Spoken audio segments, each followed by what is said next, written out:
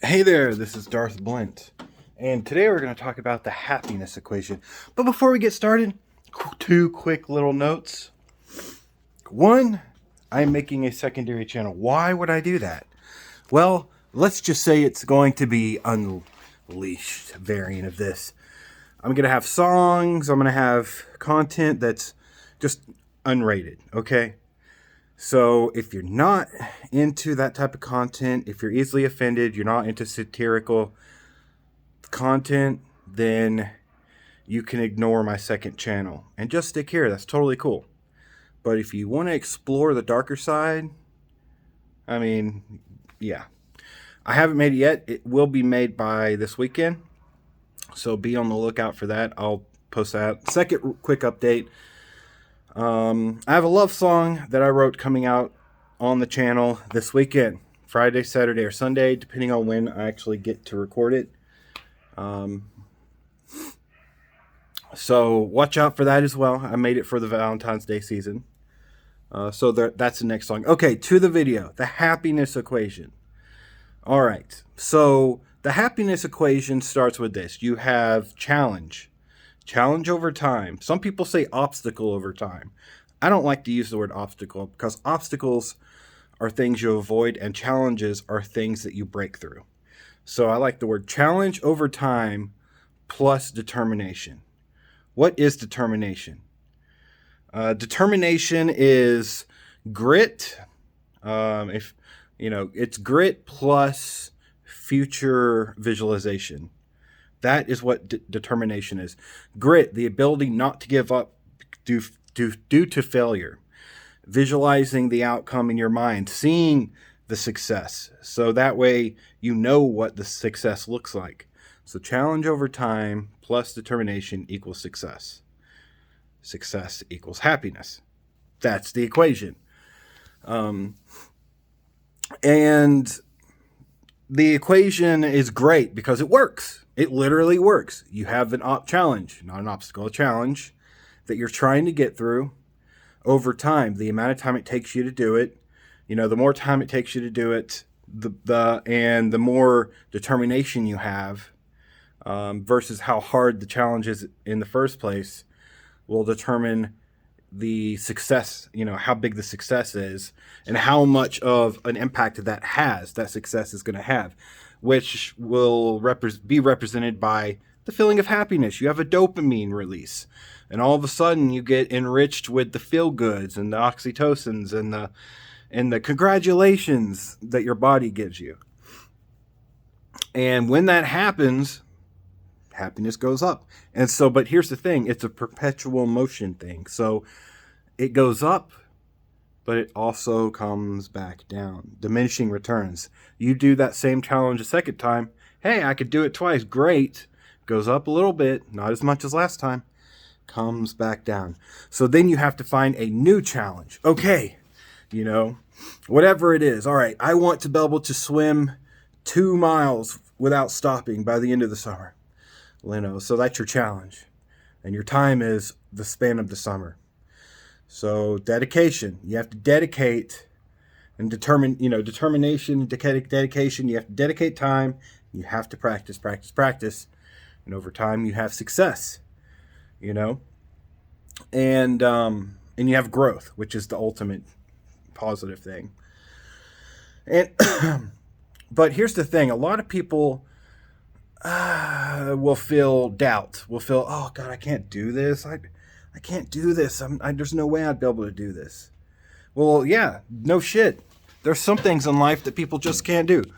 I was born with a penis. I'll never give birth to a baby. Some things are just facts of life. You know what I mean? Not that I would want to. I mean, if you're a woman, I feel bad for you because that shit seems like it's pretty painful. But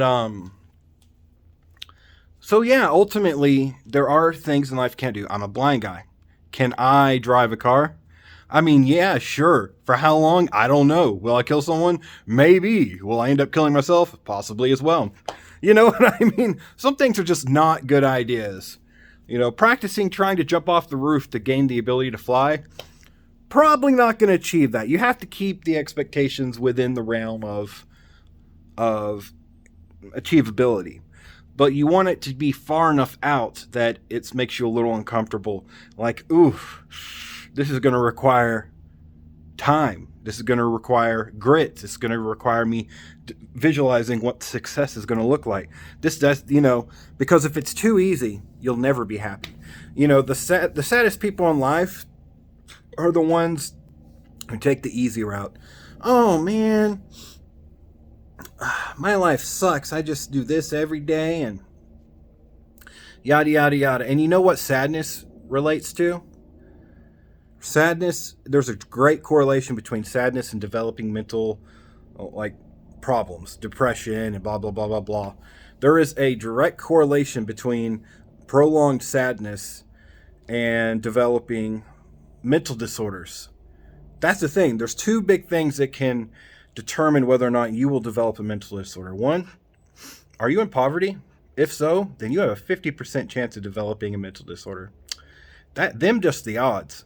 I don't write the rules. That's just statistical odds right there. That was observed. How many people who are poor get sad? A lot more than people who are wealthy, because they say that to reach maximum happiness monetarily, you need to be able to make at least $70,000 a year in this country. Well, guess what? When you reach that barrier of making $70,000 or more, your sadness goes down, your ability to develop mental diseases and disorders also goes down. It's crazy how that works, because your brain is always growing. It's always changing. There's gazillions of neural pathways that are reacting at the speed of light, becoming positive and negatively charged and creating little lightning waves where the electricity, the energy of your body, is just traveling through them. And it's crazy how that works. And so it's constantly moving on a molecular level, and that develops pathways, kind of like a river develops pathways on a bank. Slowly it degrades and eats and eats and eats. And so you have to decide, what river am I going to dedicate the flow to? Am I going to dedicate it to sadness? Am I going to dedicate it to uneasiness? Am I going to dedicate it to not believing in myself or telling me that I can't achieve what I want to achieve? Or should I dedicate it to something like giving myself more confidence, giving myself more ambition, giving myself more whatever the hell it is that, everyone who says, I'm not smart enough, I can't do this. Congratulations, you're reinforcing that over and over again. Good for you for being your own failure. Because the only person who told you that is you. Don't ever forget that. No one else told you couldn't do it. You did.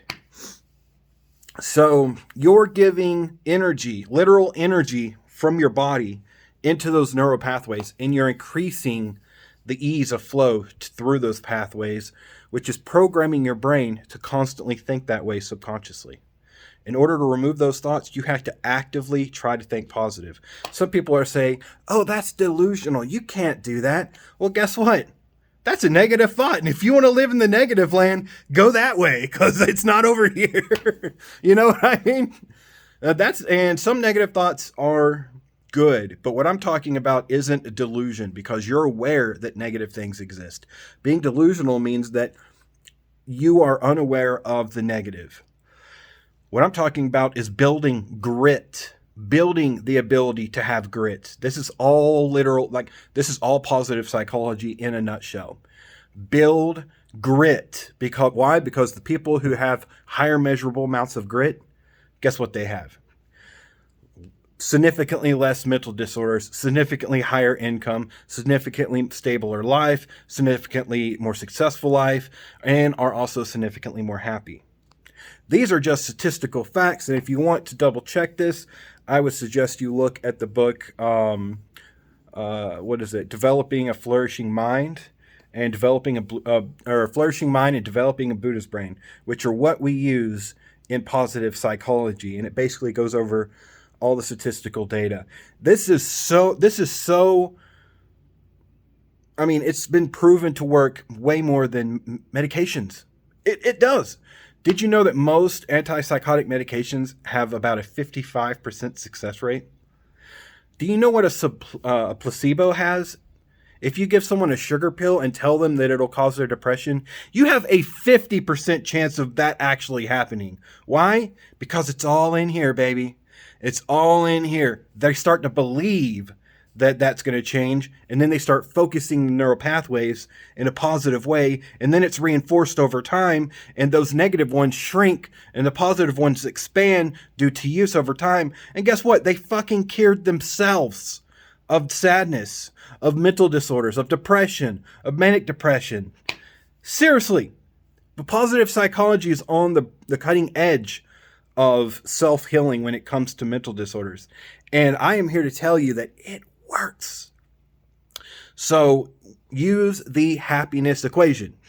Not only use the happiness equation, believe in the happiness equation, because there's only 5% chance less of that working than a damn pill. Okay, it's so successful that the US military now requires people going into the military to take positive psychology courses. Why?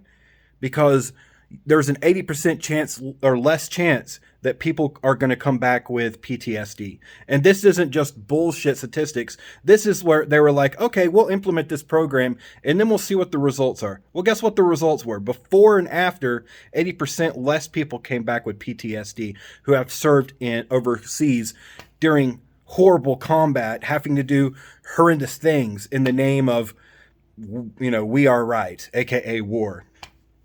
Okay, so I'm trying to give you the truth of the matter. If you want to sit there and be one of those people that are like, woe is me, I can't get a break, that's you, man. Everybody has down days, but you can't live like that. And if you do, you're just reinforcing that in your mind.